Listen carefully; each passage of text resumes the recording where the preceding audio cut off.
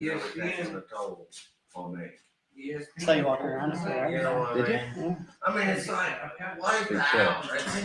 I'm ready to go bed. I'm already overwhelmed. It's thyroid too. I don't know. People. I built this, it's 10 inches. That was good. All looking for that extra tenth of a second. Yeah, I mean, a lot of it's just seeing a lot of friends and Right. It's one of those just hanging see and out. be seeing things. It's all just hanging out, seeing good friends. You'll have to tell me when it's 7:22. It's 7:22. Let's do it. You want me to start your timer? You know what these are? Well, good evening, everyone. It's 7:22 Thursday night, 2 weeks from the Rumble in Fort Wayne, presented by Jason Dietz Trailer Sales. Hard to believe that I believe this is our 12th show already on the Rumble Mumble, brought to you every Thursday, 7:22 for 22 minutes, marking the 22nd annual event up at the Allen County Memorial Coliseum and Expo Center in Fort Wayne on Parnell Avenue. Tonight, we're back in Noblesville, Indiana with Kyle Dager and superstar Billy Wease. Billy, welcome to our Rumble Mumble show. Thank you guys for having me. Been wanting to be on the show for a while. Yeah, I know. I think when we were up at when we did your car owner, Randy, or a couple other shows, we got a little quip in there. When am I going to be on the show? Well, I mean, everybody else seemed to be getting on, so I just, wanted to feel some love too. Yeah, it's been pretty cool because, like you said, we're at Randy's shop. Probably, I think it's the third or fourth week, and now we're at his actual shop where the famous 98 and 99 cars It's are really being sick. prepared. Yes. Randy does a good job. He spends a lot of time out here. I mean, this is his place. He does an awesome job with what he does and getting these cars prepared every year for this race. And it's exciting to always know every year you got a good car and you got a chance to win. And Rumble's tough, and there's a lot of things that can go right, a lot of things that can go wrong. Just the way your cards fall and being able to qualify good, and there's a lot of things that go into winning that race. I mean, it's a tough race to win. Well, it's so unique. These cars, they only come out once a year. Randy just took me over to the other barn and showed me the hiding spot where they sit. And literally, they're up on racks over there in the other barn, and they only come out for this event. And he told me tonight when we walked in, they're ready to go. Well, he's been out here working on them. Don't let him fool you. They've been out here for a while with him. So he's been out here working on them. I've been keeping an eye on them. How involved are you in the setup, leading up to the Rumble? I'm not. No? Nope. You're just the driver. Randy does what he does, and I show up with the helmet bag and All right. go try to get the job done. Can't beat that. Well, Billy, you're one of only two drivers that has swept the Rumble weekend. That's a pretty good statistic. It's tough. It's tough to do. I mean, a lot of things went right that year. I mean, like I said, we had a good car for one, and then all the cards fell right, from qualifying good to getting through a heat race. Everything's got to go right, so you don't get yourself in a hole. And once you get yourself in a hole, then, you're back there with the squirrels, and then you never know what's going to happen. But, that race, was just, there's things that seemed to work. And we ended up winning both of them. And, hopefully we can go back and do it again this year. I mean, it'd be tough. I mean, it's really tough to even win one race there, let alone two. But to do it that year is pretty cool. The caliber of competition has really stepped up over the past couple of years. And it's getting to be kind of let's say, an event that you want to put on your resume. Yeah, it definitely is. That race has always been special to me, growing up, it was one of the premier races when I was 15, 16 years old. I always wanted to run indoors, as all my heroes like Tony and Dave Darlin and everybody else, was running. It's something I've always grew up loving it. And, I've loved it since I was a kid. Obviously, you're pretty successful inside the Coliseum. We have some stats. You have the most starts of any driver in there, and you have a record 5 wins, and obviously, like you said, the sweep. How much pressure is that, knowing that you've had so much success in the past?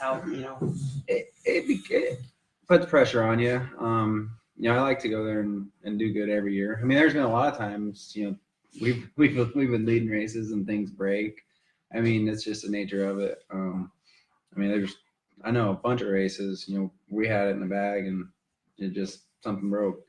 And, it's tough. I mean, it's tough. It's tough to get it done. We have a comment here. You've won 11 last chance races. So I think it's safe to say you work pretty well under pressure. Well, the last chance race is kind of you better get in or you go home, and you don't want to come back to the pits to your guys. So you win a last chance race, that puts you deep in the field. Yes. And it's only 50 or 60 lap feature, depending on what we set up the program for. And those are 8-second laps, so you don't have a whole lot of time to get up front. You don't. We've won it from the back before. I mean, that's one of the wins I've had there, starting last, which is, it's tough to do. I mean, you gotta have a lot of things go right, like I said. It's got to be a mayhem kind of race, which sometimes they are and sometimes they're not. Sometimes it's a nice race and sometimes it's a lot of mayhem. And the mayhem races are pretty fun. Yeah. I think the key is, and we were talking about this before we went on air, is getting the rubber out there so we can get a second groove. Yes. Because you come up on that lap traffic so quickly, and Tom Hansen can sit there and try to move the lap cars over till he's blue in the face, and they don't necessarily move. So how frustrating is that as a driver? So you're leading and you come up on the lap car and you know that the next guy is like beating on your bumper. What's going through your mind? That's when the patience and stuff, that's when just being smart comes to play. If you're in that situation, you start giving the guy that's getting lapped the bumper, and they need to be getting out of the way here real quickly. 3 bump rule. Fort Wayne, it's pretty common rule between us drivers. So. Bump and run. Three bumps, you better get going.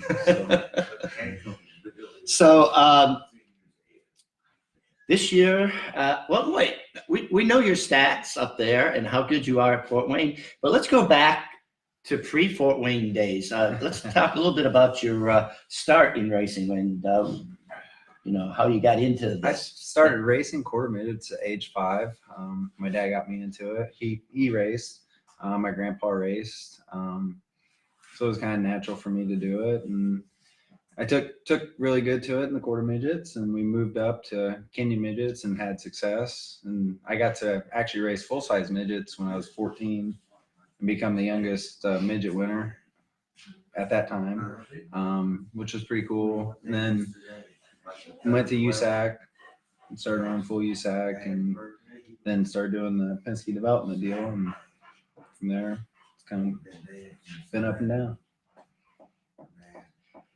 So this year, Randy's got 3 cars.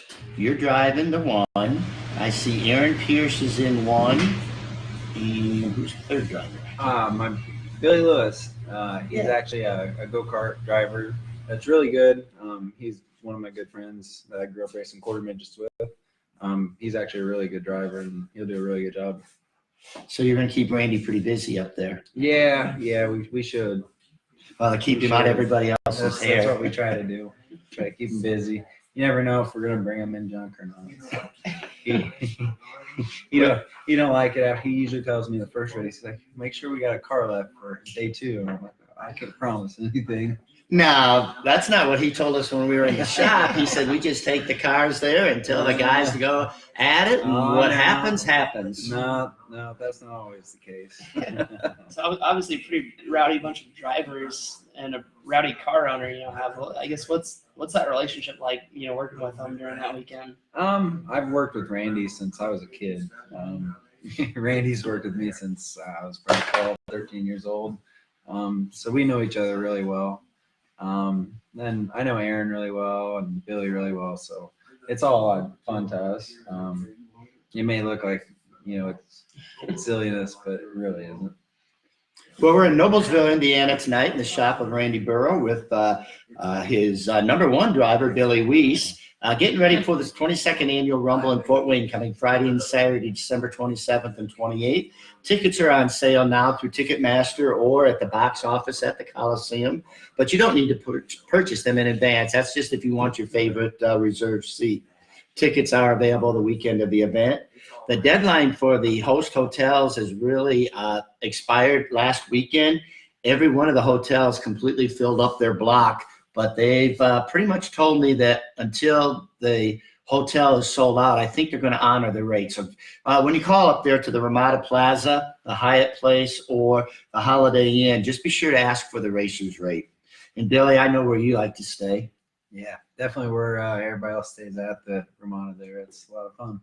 Seems to be party central. Well, it's good, after the races, it's all us drivers get together and have a good time downstairs. And we make a lot of good memories, a lot of good friends. Fort Wayne really can't beat it. I met my wife there a long time ago. We actually met when we were 16 at Fort Wayne, one of my first Rumble races. And you actually proposed to her, right? Proposed to her, yes. You can tell us that story. Yeah, it's 2012. I think we finished 12th. Or no, we finished 5th, went to the back a couple times, and it was a rough race. So it ended up being like 5th or 4th, and right after the race, I proposed to her, and she said yes. But I mean, it's all fitting. That's where we met, and it was pretty cool. That's an interesting story because everybody that we've talked to has talked about the Rumble as more than a race. It's more like an event. And, the pit area is almost like this shop that we're in. You have about 6 square feet, I think, for a pit area up there. It's not like outdoors, and everybody's like on top of everybody. And so like if the action maybe gets a little heated on the racetrack, you go into the pits and you might only be a couple feet away from the guy that you were maybe not too happy with on the racetrack. Yeah, it can get funny. But most of the time the racing's pretty clean, and people know when they're in the way and when they're not in the way, and when you need to be moved or not to be moved. But I mean, the racing scene for the most part is pretty clean. I mean, you don't see too much crazy stuff in the midget stuff for the most part. They talk about how small the track is. It's only about 300-foot straightaways, I believe it is. But the speeds that you guys get are pretty good. Yeah, I mean, you get going around there.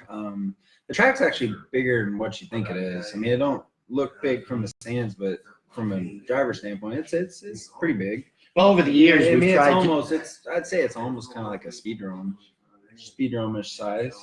Just Speedrome might have just maybe more sweeping turns, but I'd say the straightaways are pretty comparable. Yeah, definitely.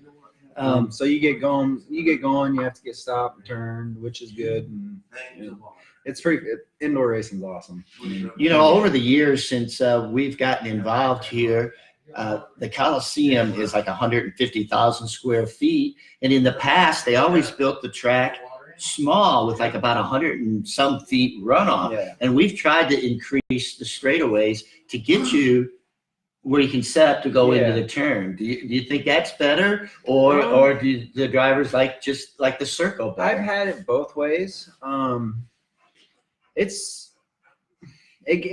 can be good both ways. I mean, it seemed like back in the day it seemed more rubberish. I mean, it's more rubber down, more of a circle.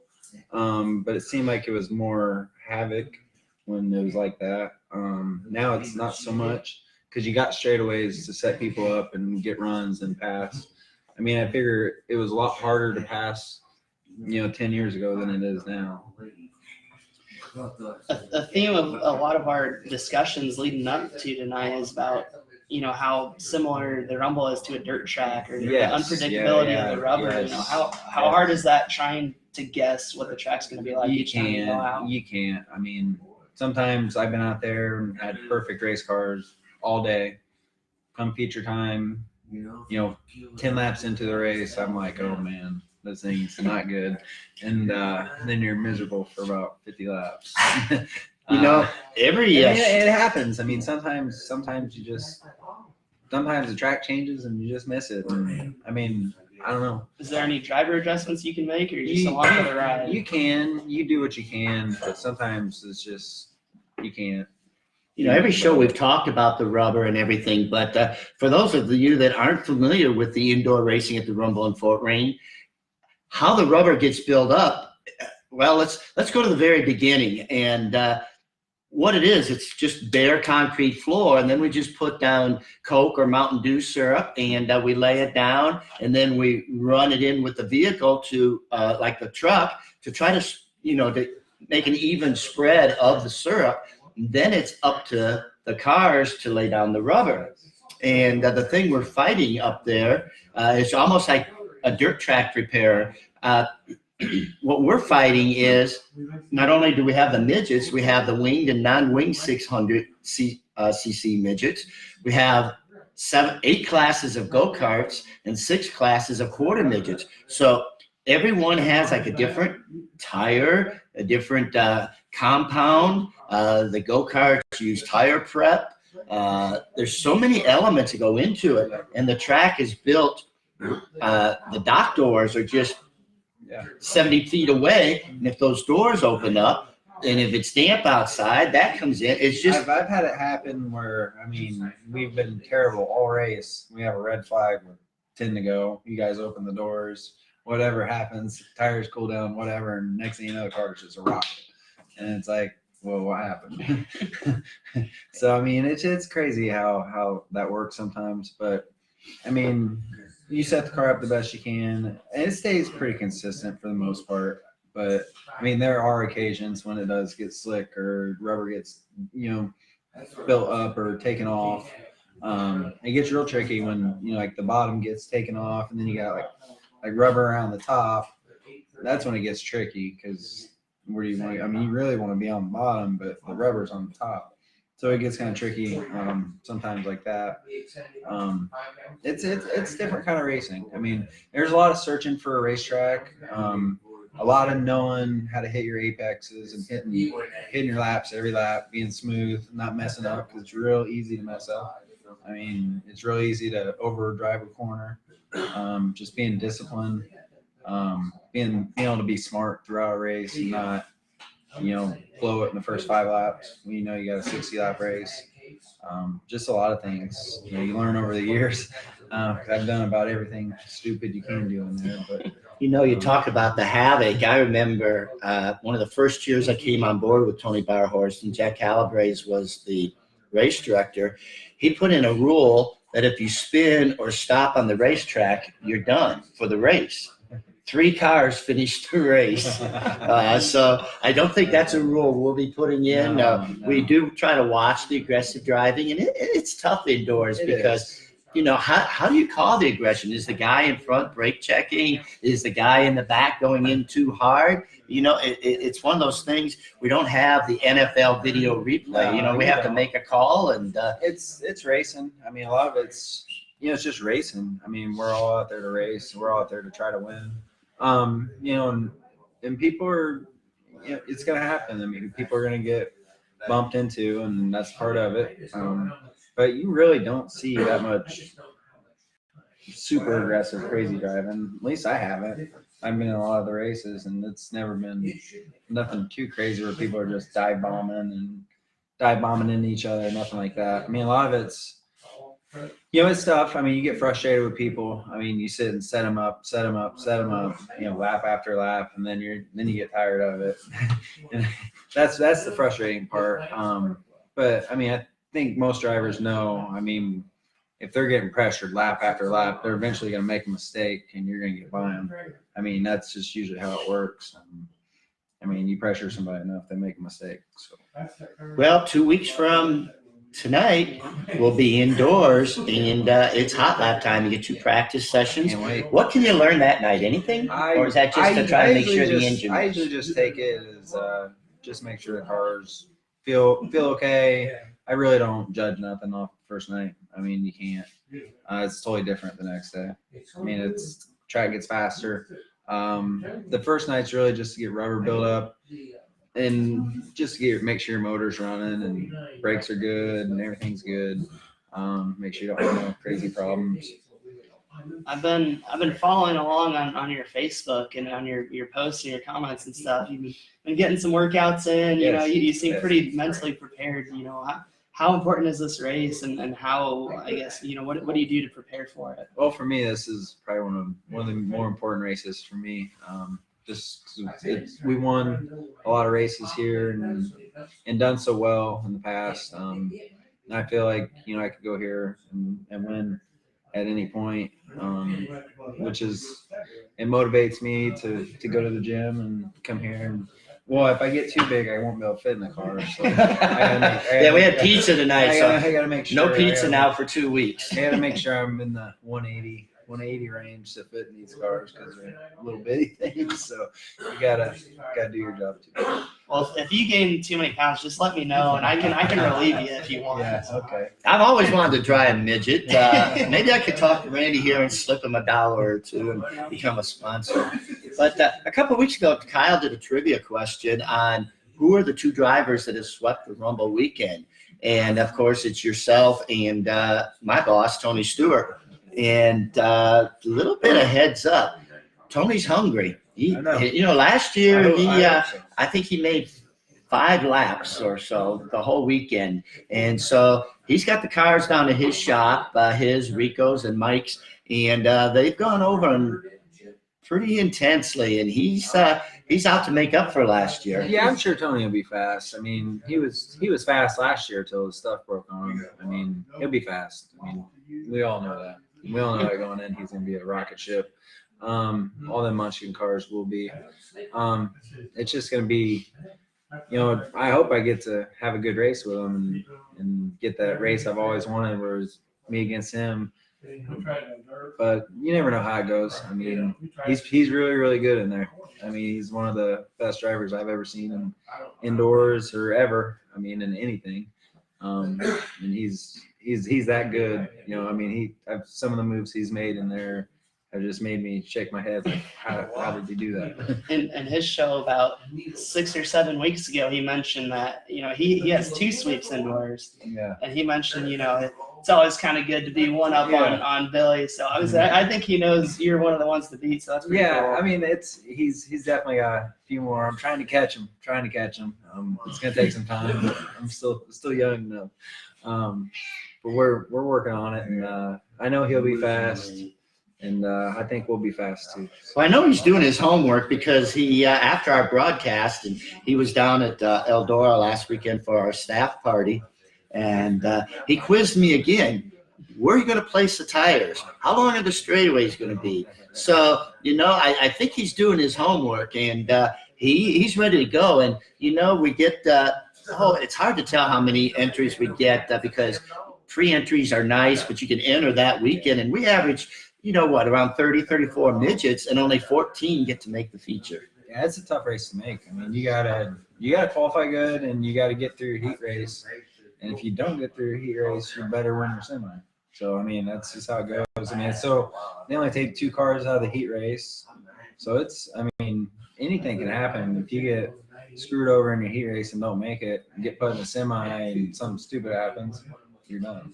I mean, it's just simple. I mean, it's hard. It's a real tough race. I mean, you gotta have a lot of things go your way, and you gotta try to minimize mistakes, I think.